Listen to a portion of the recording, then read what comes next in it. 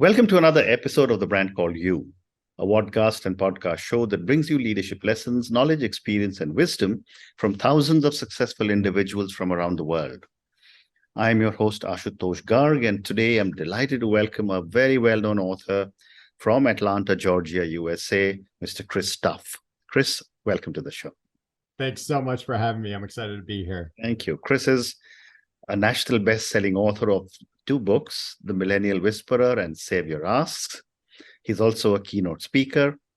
He has worked directly with Mark Zuckerberg. So, Chris, before we get into discussions on your books, tell me a little bit about your own journey and Sure. maybe a few lines on what it was like to work with an icon like Mark Zuckerberg. Yeah. So, one of the things that I think is important, I'm the youngest of six kids. I'm an identical twin, also married to an identical twin. Wow. And, I think part of what came out of that is I've always been obsessed with connection and human behavior. And, my major at Vanderbilt University was applied human psychology. But after graduating from Vanderbilt, I didn't get my first job until my 65th job interview. And it just so happened, lucky 65th, was right as digital and social media, digital media was coming back from the dot-com bust because it was 2003. And it was at this very small firm that we grew. I was the 13th employee there, and then we grew to about 400. And I was very much a millennial, even though I'm an Xer, right on the cusp. And I made a lot of job moves until I found my sweet spot in 2006 in this emerging social. It was kind of a merging of social media and creative. And it was right then, if people remember, it was right at that time that Facebook was moving from just colleges and universities to the general public. Correct. And so on behalf of one of our largest clients, Verizon, we actually helped build some of the first social media products for Verizon Wireless, some which didn't get the best press, and we had to take them down and iterate. But it was actually through that was really my first taste of where passion, purpose, and profession all overlap. Ridiculous things tend to happen. And you ask about my interactions with Mark Zuckerberg. I had one dinner with Mark Zuckerberg. Wow. And once again, that was in 2006, 2007. And there was almost zero conversation between us. And it was, before he worked on his interpersonal skills. So it was a very quiet dinner in that respect. But one of the neat things what drew me to this space originally, social media, was this connection and the statement or mission that Zuckerberg set out to do, which was to make the world a more connected place. And now you look at what I'm doing, I'm not doing much in the social and digital media world. I'm doing the same thing with my foundation being more authentic connection. And what's interesting is that social media in a lot of circles is now interpreted as one of those things that's actually the opposite of that authentic connection. So kind of come full circle in a different way. Absolutely. Fantastic. So let's now talk about your first book, which is, your latest book, which is Savior Asks, and then we'll come to the other one. Sure. Tell me about your book. Sure. So when the pandemic hit, like a lot of people, I wasn't sure how long it was going to last. And one of the rules that I tell anyone willing to listen is that, the two greatest traits that I'm trying to bring up in both myself as well as my 10 and 12-year-old daughters are resilience and tenacity.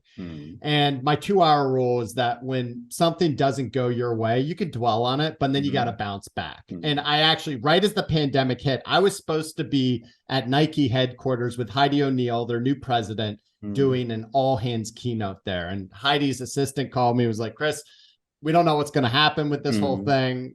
So it's off. And so I'm like, okay, well, there goes my huge at bat with Nike. And I'd done a bunch of smaller speeches with them up until then. I'm like, so what is it? How do I practice this 2-hour rule? So I'm like, okay, this stinks, but how do I bounce back? And I looked in myself. I said, I don't know how long this pandemic's going to last. So I'm going to use it as an opportunity to write my second book. And if I were to ask myself, what is the one book I was born to write? You learn a lot, as you know, after your first book and your second book. And now you keep doing it, right? But the one book that I felt like I was meant to write is really around how to better network and sell. And I wanted to make the title a call to action of people saving their asks. If we could approach any interaction with the desired outcome, just being authentic connection versus reciprocity, then that's something that's a game changer. And I always get asked by my network, my YPO group, whoever it is, Chris, how do you network so effectively? And so I actually did a guest lecture at Vanderbilt. It was the highest rated guest lecture of the year. And it was all about how to better network and sell. And it was titled actually, How to Network Like a Mofo.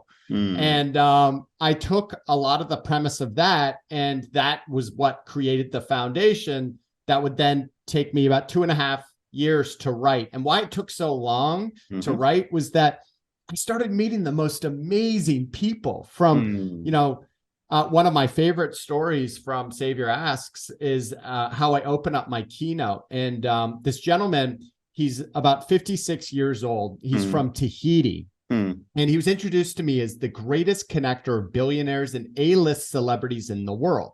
And he's this 56-year-old Tahitian. And his job is to teach people how to get up on Kelly Slater's, this pro surfer's man-made wave in California. And his name is Raymana. And I interviewed with Raymana. I interviewed him, and he was introduced to me as someone that it was 6 minutes into this very successful entrepreneur's connection with Raymana. He was about to go into his first wave at Surf Ranch, and Raymana just turned to him in the pool and put his hand on his heart. He looked into his eyes. He said, "I love you, brother. Just breathe. Just breathe."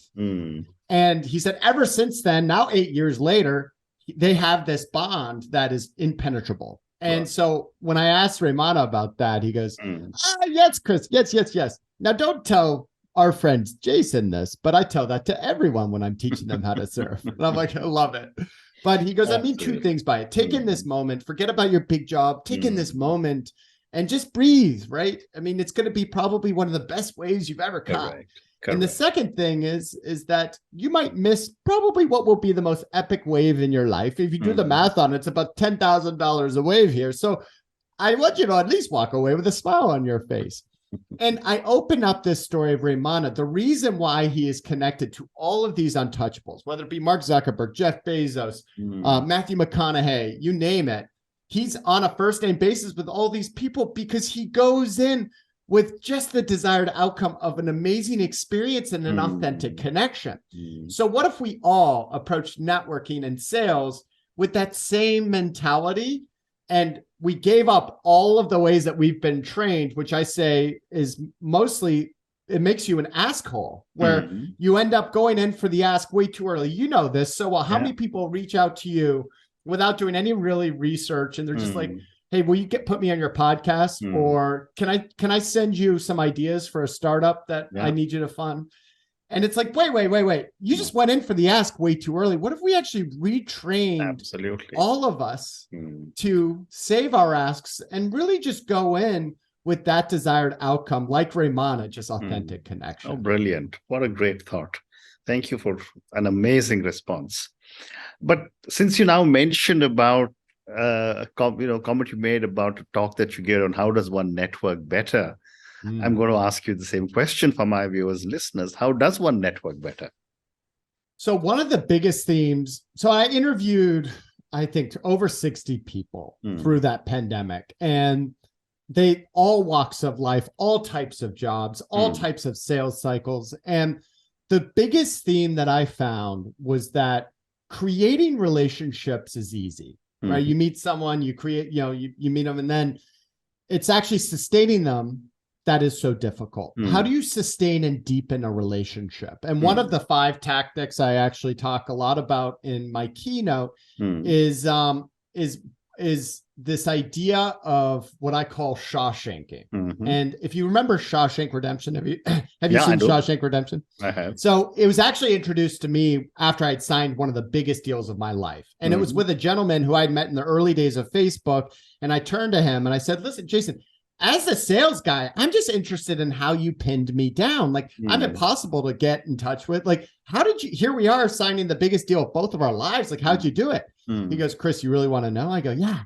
He goes, I Shawshanked you. I was like, what is that? He goes, well, if you remember in Shawshank Redemption, Andy Dufresne, the main character, in order for him to get the library funded for Shawshank Prison, he actually wrote a letter a week. And he never heard back from the prison board until 2 years later, he got his first check for $200 for the first installment of books.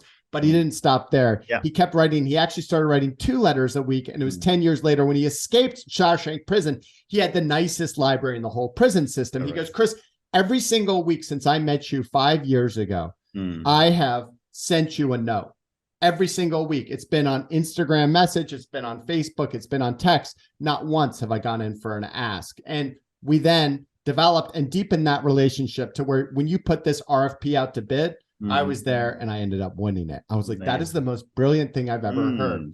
And tactically, how I practice this and where I've seen the greatest return for listeners out there is take this same concept of Shawshanking one of your prospects and think about someone who you've fallen out of touch with. And I want you to send a video text message to that person, just telling them that you're thinking about them right now. All right. That first person that comes to mind. And I actually do this during my keynotes. I'll either have them text. It's a lot more profound if you do a video text message. So when I do these YPO groups outside, I'll have them do that. I'll have them go in their own area and send a video text message to someone they've fallen out of touch with. And what happens there is that human connection comes through that video so much more profound than just words. And you reignite a relationship for the first time ever with only the desired outcome of just authentic connection. And what happens is if you were to actually survey all those people, there will be millions of dollars of business created off of that reignition of that relationship. Wow. And so that to me is just one of the greatest things. And I love your story of the Shawshank Redemption. You know, one would never have thought how one can actually draw a letter from a guy writing a letter every week for a prison library. But thank you. This is amazing. Chris, let's now talk about your other book, The Millennial Whisperer. What was your hypothesis for this book?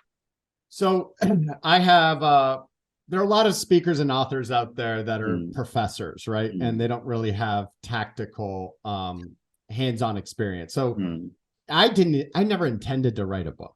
And it was actually after I had hit a rock bottom myself where I reinvented everything that I was about in 2016. And it was 7 months after some of those big changes that I had applied in my life. One of those being that I was no longer that passionate about digital and social media. So I had to evolve it. And so I put all of my efforts into my 400 employees at my firm where I was a partner. And it was the most rewarding experience of my life. And it was 7 months after that, I was actually at a YPO retreat and I introduced myself to these other entrepreneurs and I didn't know how to introduce myself. And off the cuff, I said, I don't really know what I do anymore. I'm Chris Tuff.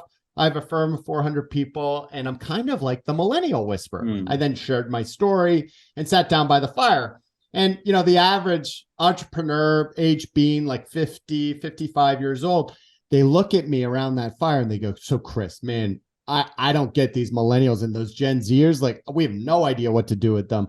And then another guy chimes in and he's like, man, this is the worst generation ever. They're so entitled and needy. I actually had to come up with new titles for half of our people, our vice presidents or above, just to keep them. What do you do? And I started telling them some of the tactics that I use. And at the foundation of it is, once again, this authentic connection, taking a vested interest in your team's lives and asking them not only how they're doing in their job, but how they're doing as a human and debunking a lot of those myths. And so a guy then who was leading the retreat turned to me and he goes, Chris, you got to write that book. And then I dove into the data and I actually partnered with Vanderbilt University And we used over 72 data points to then create both the hypotheses or back the hypotheses. And then I interviewed profound stories that were memorable. And then what's interesting is then the pandemic hit, and it only catalyzed everything that was in that book. It was about 4 months ago, I got a call from my publisher saying that it was a bestseller again, because all the stuff that was in the book is actually more true now than it ever was before. Fascinating. Fascinating. Yeah. And do share a few of the myths and how are these debunked? Yeah. So, I mean, some of the biggest pieces, and some of them aren't myths, right? So what are the myths that are actually real? Well, one is they are more needy. And that comes down to how they were parented. And a lot of the younger millennials, so 35 and under and younger and into Gen Zers, they were they got participation trophies at every single turn. And so when they come into our organizations, not only are they more needy in terms of the recognition, but you also have the influence of social media, right? So anytime they wanted any of that instant gratification, they posted to social media and they got it. And so we've got to accommodate for that within our own four walls.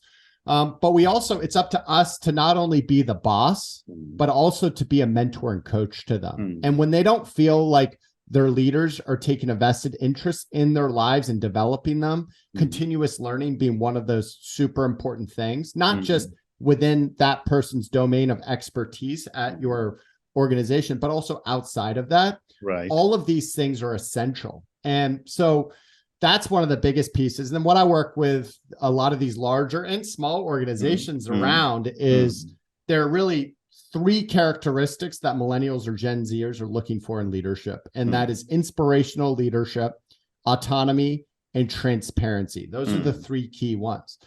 On an organizational level, it's increasing our understanding of what work flexibility means, not just working from wherever you want to work. How do you expand that to be more of a choose your own adventure for our younger employees, as well as pay and benefits and how those are given and educated to our employees. So those are kind of the 5 key areas that I work with. Very interesting. Very interesting. So now I'm going to now move to another area that you've done work on, which is the Great Resignation. Sure. So when I was reading about you, one of the points that you talk about is a fulfilling culture is a byproduct of authentically connecting, and the Great Resignation is the result of that need not being met.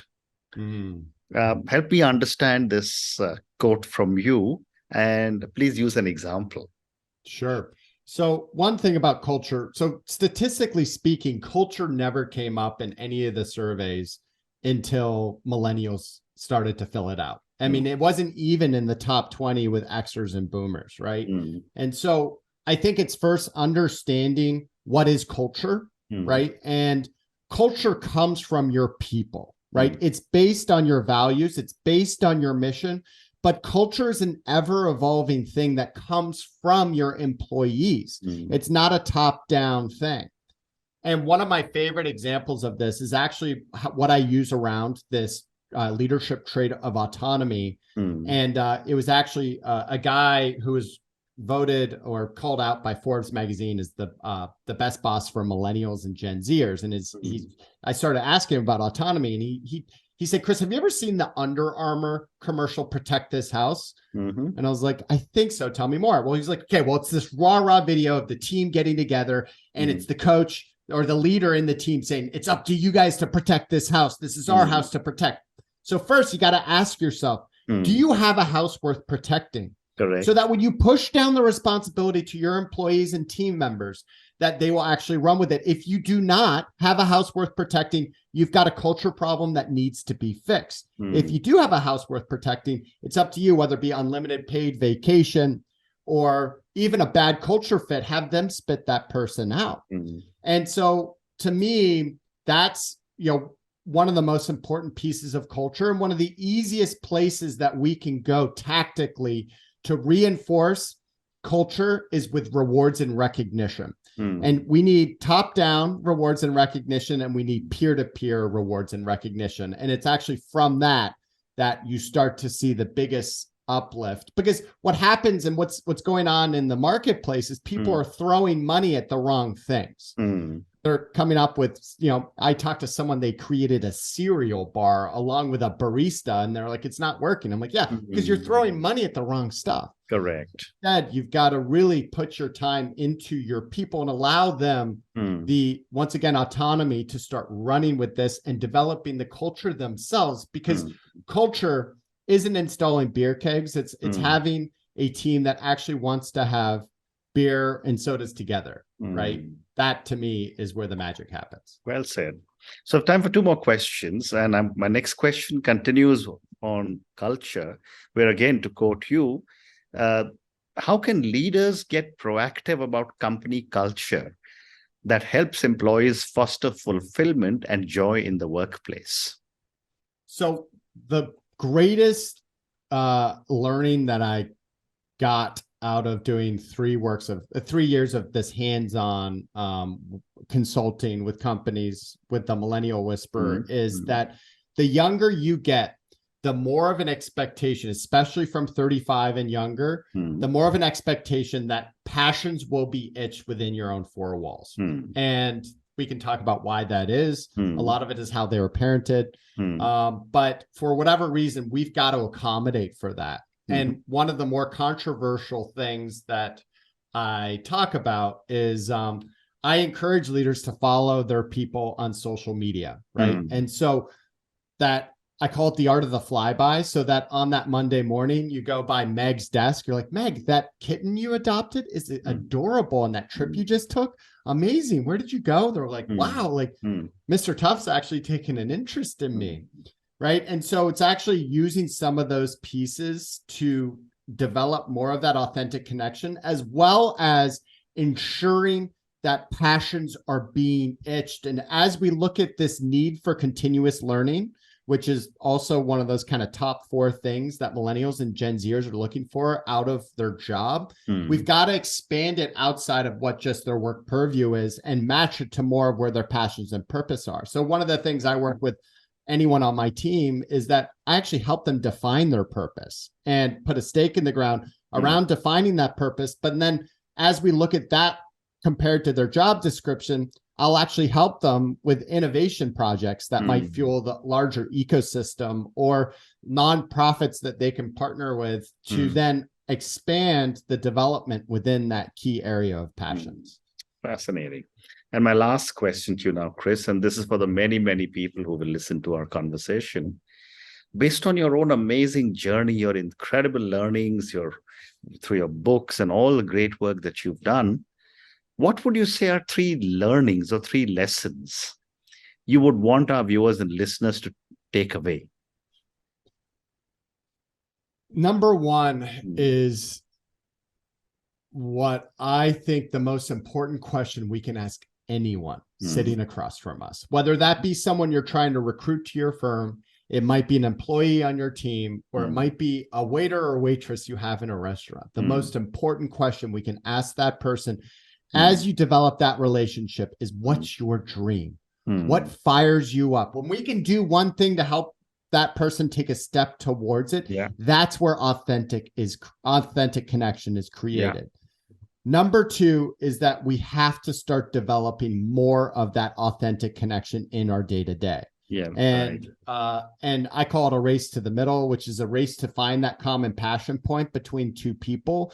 But it's actually curiosity that ends up being the greatest tool to get there. So ask those questions, take a genuine interest in that person sitting across from you, whether it be an employee, once again, or a prospect that you're trying to sell to.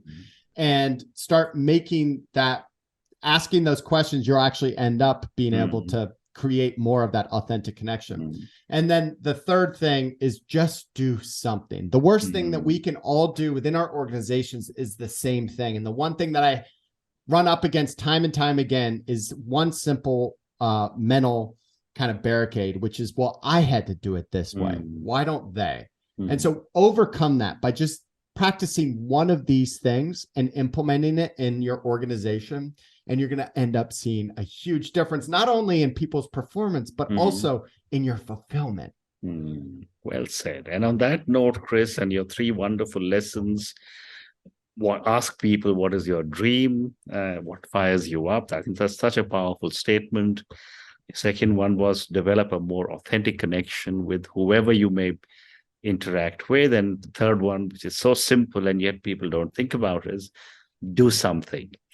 Thank you for so much for talking to me. Thank you for talking to me about both your books, Save Your Asks and The Millennial Whisperer. Thank you for talking to me about all the work you are doing with YPOers around the world. Thank you for talking to me about the Great Resignation and for sharing such amazing thoughts with me. Good luck and all the best. Thank you. Thank you for listening to the Brand Called You videocast and podcast, a platform that brings you knowledge, experience, and wisdom of hundreds of successful individuals from around the world. Do visit our website www.tbcy.in to watch and listen to the stories of many more individuals. You can also follow us on YouTube, Facebook, Instagram, and Twitter. Just search for the Brand Called You.